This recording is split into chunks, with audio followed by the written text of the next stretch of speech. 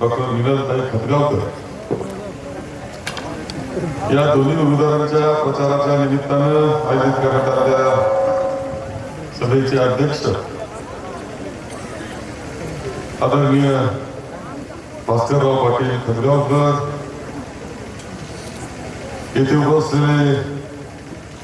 माननीय जाकीर चाऊस, शमीम अब्दुल्ला, सतीशजी देशमुख, तरोडेकर, प्राध्यापक यशपालजी हिंगे, संभाजीराव बेरंडे, रवींद्र पाटील बेरंडे, संजय पाटील शेळगावकर, संजय अप्पा बेळगे, श्रीनिवासजी पाटील चव्हाण, डॉक्टर रेखाताई चव्हाण, अशोकराव कोवळे, मनोज पाटील शिंदे, मारुतराव पाटील कुंड, बालाजी पाटील उर्णीकर, उपस्थित सर्व पदाधिकारी, कार्यकर्ते आणि सर्व बंधू आणि भगिनी, आज मांजरामध्ये ही सभा होते आहे आणि आपल्यामध्ये जो उत्साह दिसतो आहे तो निश्चितपणे विजयाचं चिन्ह आहे असं मला तरी वावगं ठरत. जनसंवाद यात्रेच्या निमित्तानं माननीय चिनी थालाजी आपले प्रभारी, माननीय नानाभाऊ पटोलेजी आपले अध्यक्ष आणि आम्ही नांदेड जिल्ह्यामध्ये आलो होतो. खूप सुंदर असं स्वागत आमचं झालं. प्रचंड जनसमुदाय त्यामध्ये होता आणि सन्माननीय खासदार वसंतरावजी चव्हाण यांनी अत्यंत सुंदर नियोजन त्यांच्या सर्व सहकार्याला घेऊन केलेलं होतं.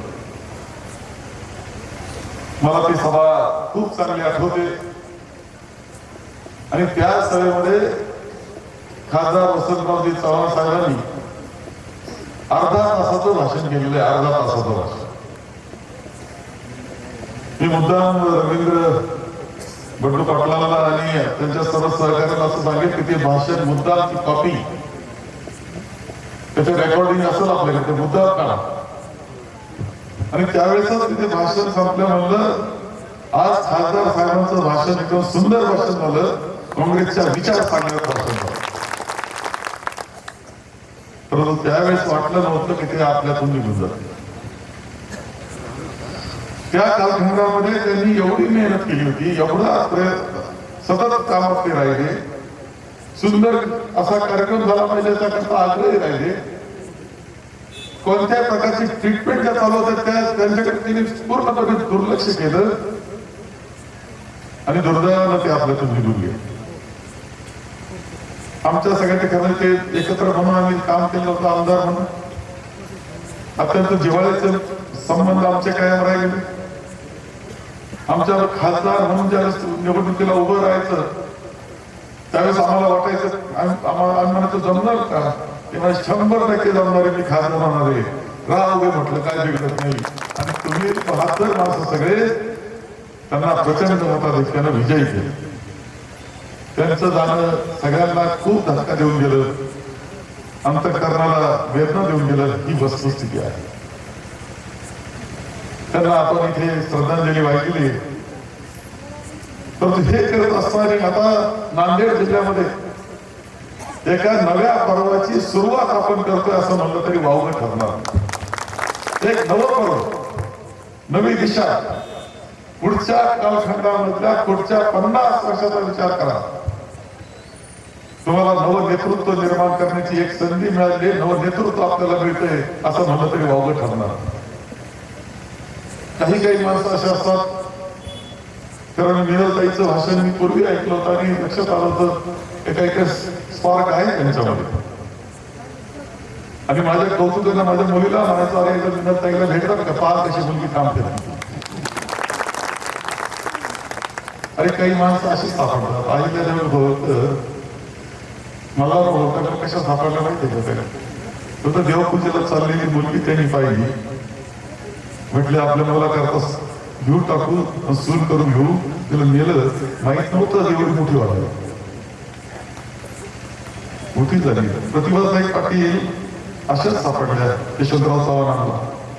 एक चुनचुरीत मुलीला 25 वर्षाचं भाषण केलं आणि यशवंतराव चव्हाण साहेबांनी लगेच तिला तिकीट देऊन टाकलं, विधानसभेचं सदस्य केलं, आमदार केलं आणि राष्ट्रपती त्यांचा जवळपास.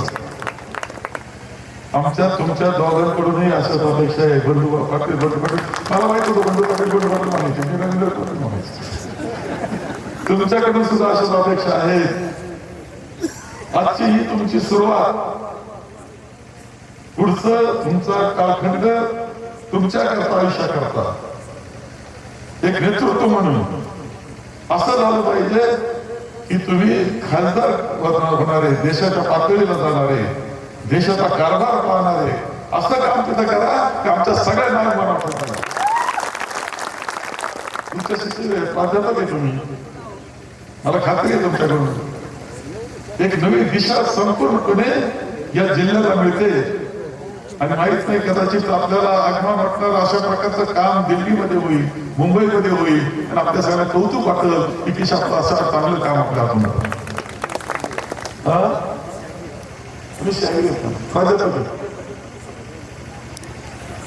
आपल्या सगळ्यांना मी एक मात्र काम तुम्हाला सगळ्यांना करावं लागणार आहे. खतऱ्यावर साहेबांचा आमच्या अत्यंत जिव्हाळ्याचे संबंध कायम राहिले. आमचं मन जिव्हाळ्याचं एकमेक का होतं आम्हालाच कळत नव्हतं. हे काय वस्तुस्थिती हे सुरू हस्तमंत्र माझ्या वडिलांचं त्यांनी सांगितलं. ते कमिशन होते 42च्या चळवळीमध्ये, ते 3 वर्ष जेलमध्ये होते, बाहेर आले, कमिशन आले, पुन्हा काँग्रेसच्या सूत्रांनी काँग्रेसमध्ये घेतलं. शेवटपर्यंत काँग्रेस आम्ही गावा विचार अजून सोडलेला आणि 100 वर्ष झालं आमच्या कुटुंबाला. इकडे तिकडे उद्या मारले नाही काय केलं. परंतु एक गोष्ट तुम्हाला सांगतो, इतके जिव्हाळ्याचे संबंध आमचे राहिले की अडचण आले का कारखान्याच्या निमित्तानं, आणि त्यावेळेस आम्ही मदत केली. खरं की कारखाना त्यावेळेस चांगला चालला.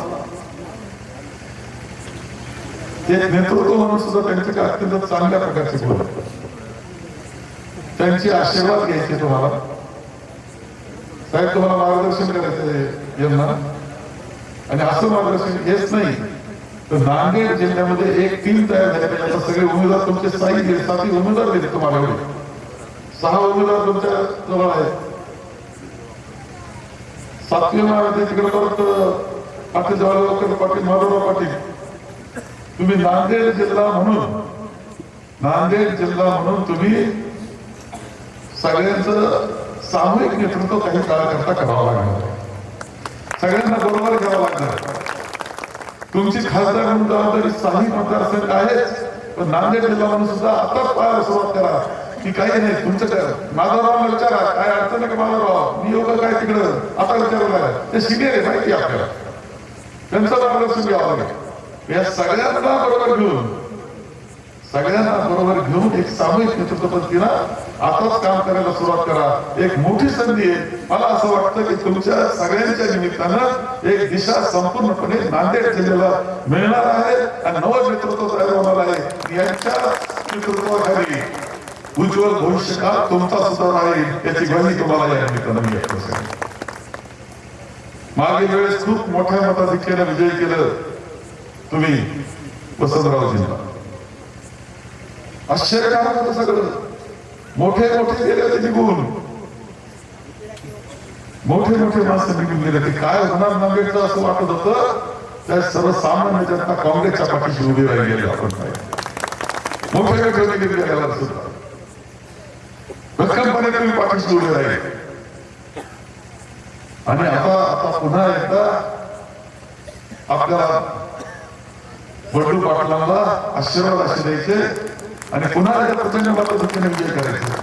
तुम्ही सगळे पालक व्हा म्हटले आम्हाला. एकदा निवडून गेले की तुम्हाला पालक व्हायचे, सगळ्यांचे लक्ष ठेवा. सगळ्यांचं काम करायचं, मनापासून काम करायचं. मिनलताई खूप काम करायचं. वय हाताशी आहे, विद्वत्ता तुमच्याकडे आहे. दोघं तुम्ही असे आहात की आम्हाला सगळ्यांना आमच्या कुटुंब आपलं कुटुंबाला अभिमान वाटला असं, सगळ्यांचं एक कुटुंब आपलं, त्या कुटुंबाला अभिमान वाटला असं प्रकारचं काम तुमच्या हातून आहोत. आणि या सगळ्या शुभेच्छा देण्याकरता मी धावपळ करीत इथं आलोय. आमच्याकडे सुद्धा एक दुःखद घटना कुटुंबामध्ये भेटली, पण मी म्हटलं नाही आज आशीर्वाद द्यायला जायचं. आपल्याला एक लक्षात घ्या सगळ्यांमध्ये, एकंदर तुम्ही जे काम केलं लोकसभेच्या वेळेस ते काम तुमचं तुम्ही इतिहास घडावा. आपण कधी कधी कळत नसतं आपल्याला इतिहास चालत असतो, इतिहास घडत असतो.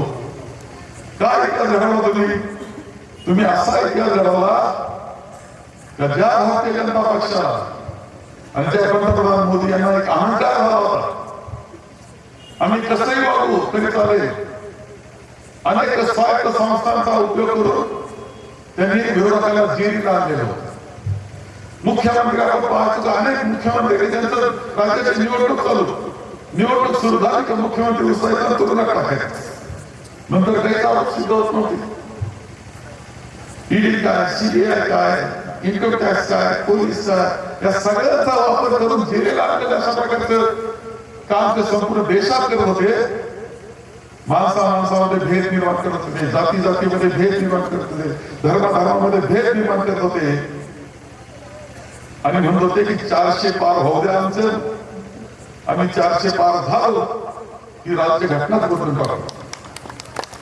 राज्य घटना बदलू याचा अर्थ असा की राज्य घटनेला जे तुम्हाला अधिकार दिले, सर्वसामान्याला अधिकार दिले, तुम्हाला मताचे अधिकार दिले, बोलण्याचा चांगलं बोलण्याचे अधिकार दिले, चांगलं लेखनाचे अधिकार दिले. गरीब माणूस असेल तर श्रीमंत माणूस असेल, कोणी असला, कोणत्या जातीचा असो, धर्माचा असो, पंथाचा असो, भाषा कोणती असो, त्याला मताचा अधिकार दिला. गरीब माणसाला किंमत आली, तुम्हाला खरं सांगतोय, गरीब माणसाला किंमत कशामुळे आली असेल देशामध्ये, तर संविधानामुळे आली. किती मोठा सुपंथनास निवडणुकीला आला वागतो तो झोपडीकडून जातो का नाही. सहज गंमत सांगतो, आमची गंमत माझ्या तालुक्यातली मतदारसंघातली सांगतो.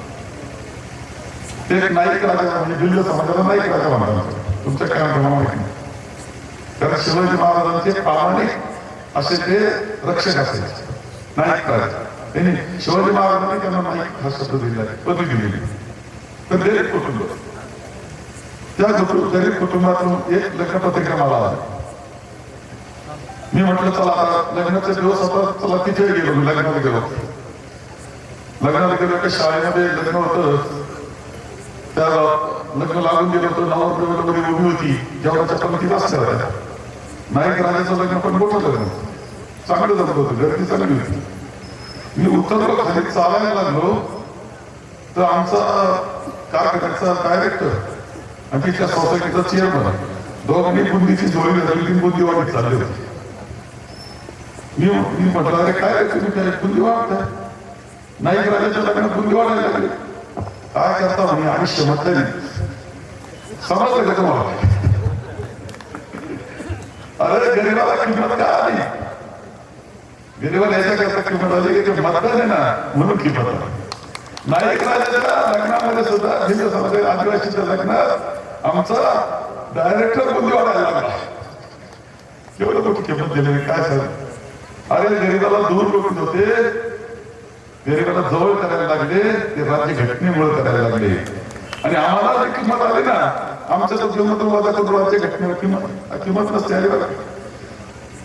राज्य घटनेमुळे आपण सगळेजण न्यायपदावर मोठे गेलो हे झालं, ही वस्तुस्थिती मान्य करायला लागते. ही राज्य घटना बदलायला निघणारे ही भारतीय जनता पक्ष. आजही भारतीय जनता पक्ष जोपर्यंत आहे नाव आणि भारतीय जनता पक्षाचा तत्वज्ञान जर असं असेल तर जे पुन्हा चातुर्वर्ण्य सांगतंय ते पुन्हा मनोवाद सांगतंय, तोपर्यंत भारतीय जनता पक्ष आपल्याला नको, त्यांना त्यांची जागा प्राप्त व्हावा लागणार. चातुर्वर्ण्याचा अर्थ कळाला का नाही तुम्हाला, मला माहित नाही. चातुर्वर्ण्याचा अर्थ असा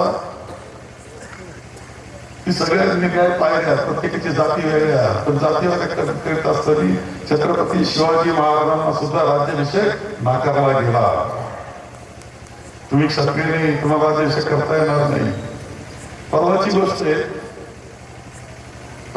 आहे की संभाजी महाराज 2 वर्षापूर्वीची, संभाजी महाराज ते आताचे कोल्हापूरचे आहेत ना, त्यांच्या पत्नी काळेराम मंदिरामध्ये गेल्या, विद्वान आहे. त्यांनी वेदाचं पठण सुरू केलं. त्या काळाराम मंदिरातले गुरुजी आले आणि ते म्हटले का बाई तुम्हाला वेद पठण करता येणार नाही, ते फक्त आम्हीच करायचं. हा मनोवाद आहे, हा चातुर्वर्ण्य.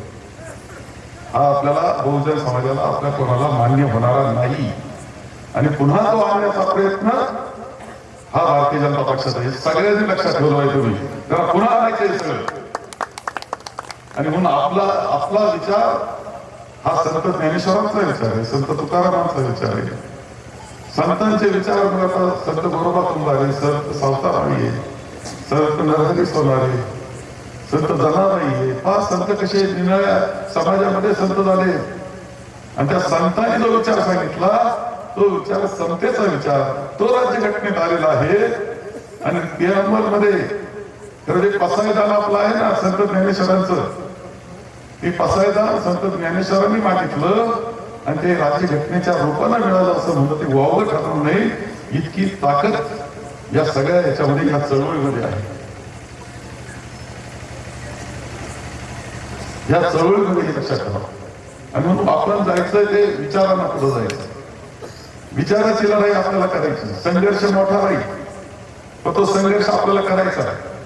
जाती धर्माचे वाद याच्यामध्ये आपल्याला फक्त सगळ्यांनी एकत्र पत्नीला पुढे जायचं काम हे पुढच्या काळात करावं लागेल. तो अहंकाराला जागा दाखवण्याचं काम आपण केलं. मोदी सरकार म्हणायचे की आता मोदी सरकार म्हणत नाही इथपर्यंत नेऊन ठेवलं तुम्ही, त्याच्यामुळे तुमचा वाटा मोठा. आणि राज्याचं सरकार जरी आलं तरी कसं सरकार आहे ते राज्याचं सरकार हे तुम्हाला सगळ्यांना चांगलं माहिती आहे. 50 खोके अरे त्याच्या अगोदर आमचं महाविकास आघाडीचं सरकार होतं. उद्धवजी आमचे सगळे मित्रपक्षी असतील, उद्धवजींच्या नेतृत्वाखाली मी मंत्री होतो.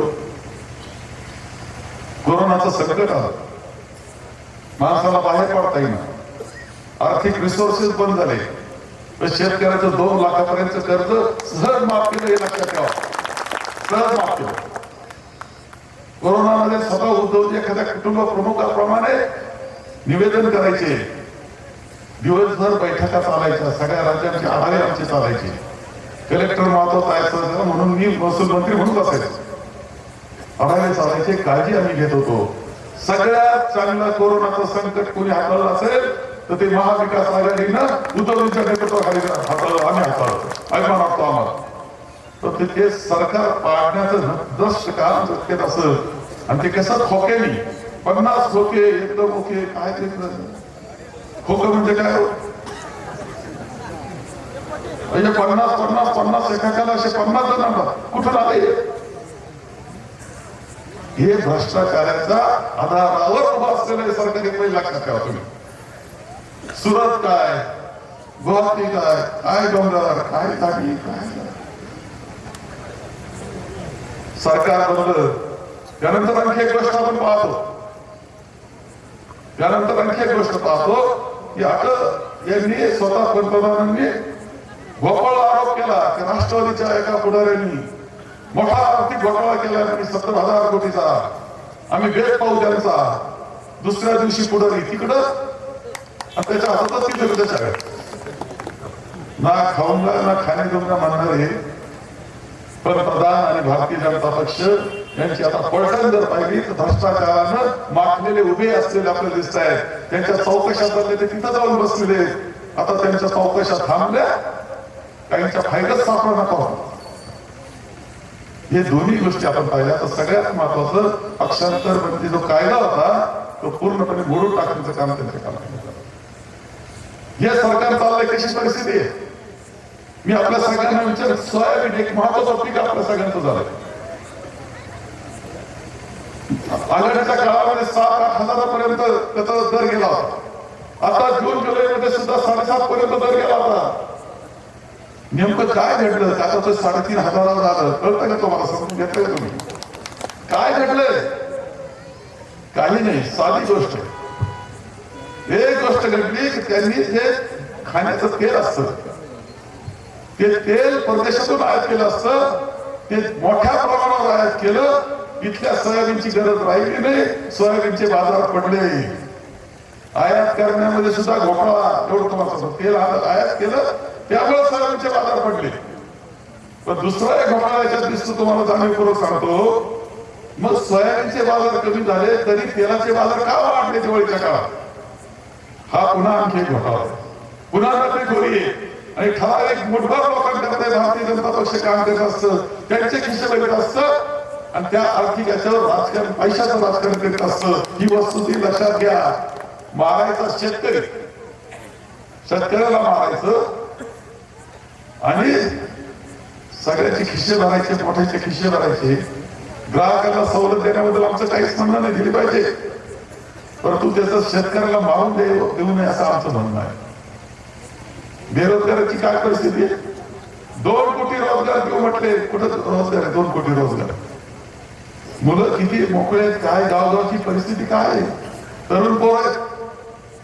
1000 पोलीसचा कॅडेट भरायचं किंवा आर्मीचं मिलिटरीचं भरायचं 1000 तर किती मुलं आहेत त्याच्याकडे?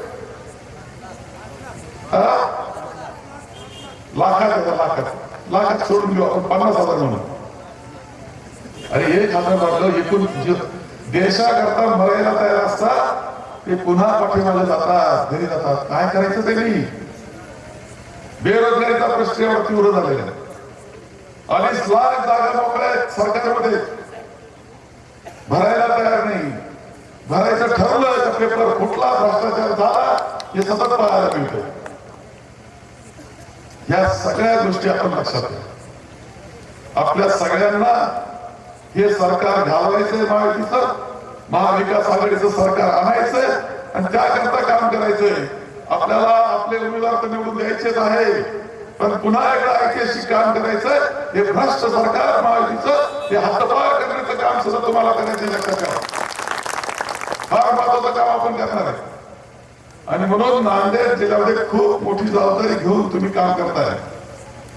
लोकसभेला चांगलं काम केलं, पुन्हा नवा इतिहास, नवं असं व्यासपीठ आपल्याला तयार करायचं, नवं पर्व नव्या नेतृत्वाखाली आपल्याला नांदेड जिल्ह्यात सुरू करायचं आहे आणि पुन्हा दैनिकमान असा इतिहास आपला घडेल याची काळजी घ्यायची आहे. विकासाच्या कामाला गती द्यायची आहे. इथं आपण पाहिलं की इथल्या गावाच्या मांजरम गावाचं पाण्याची योजना मला चिठ्ठी आली, बंद पडलेली. ताईला म्हटलं ताई बंद कशी काय पडली? ताईला मी सगळीकडे असंच वाटलं आहे, सगळं दुरुस्त करावं लागेल तुम्हाला. या जगात तुम्ही लोकप्रतिनिधी झाल्यानंतर आघाडीचं सरकार येणार आहे. तुम्ही मला मुख्यमंत्री म्हणले, पण माझं मत असे पहिली महायुती गेली पाहिजे, महाविकास आघाडीचं सरकार आलं पाहिजे, महाविकास आघाडीचा मुख्यमंत्री झाला पाहिजे असं मताचा मीच व्हायला पाहिजे, असं महाविकास आघाडीचा झाला पाहिजे. आम्ही भक्कमपणे तुमच्या पाठीशी उभं राहू. लोकांचे काम करायचे, तुम्ही लोकांना ताकद द्यायची. शेवटी राजकारण आपण कशा करता करतो एवढं सांगतो माझं भाषण. 2 गोष्टी त्याच्यात सांगतो.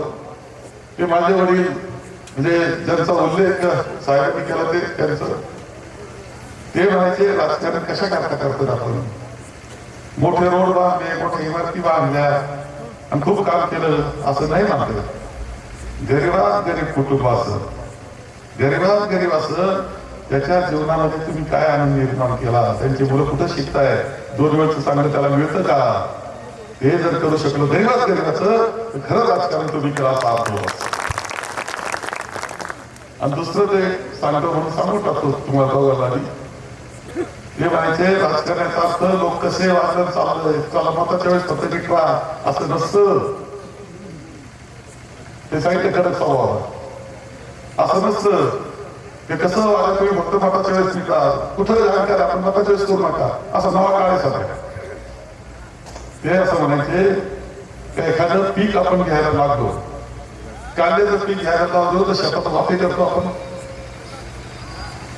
नुसतं शेतात आपण मोकळं पाणी सोडलं तर कुणीकडे जाईल, आपण वाफे करतो. वाफ्या बरोबर पाणी नेतो, कधी हळवा निघतो. असं बारा कसं येतो, बरं म्हणतात हळवा बारा देतो, पण मग जर पडलं तर टाचाला मारतो. बरोबर कळतं का तुम्हाला?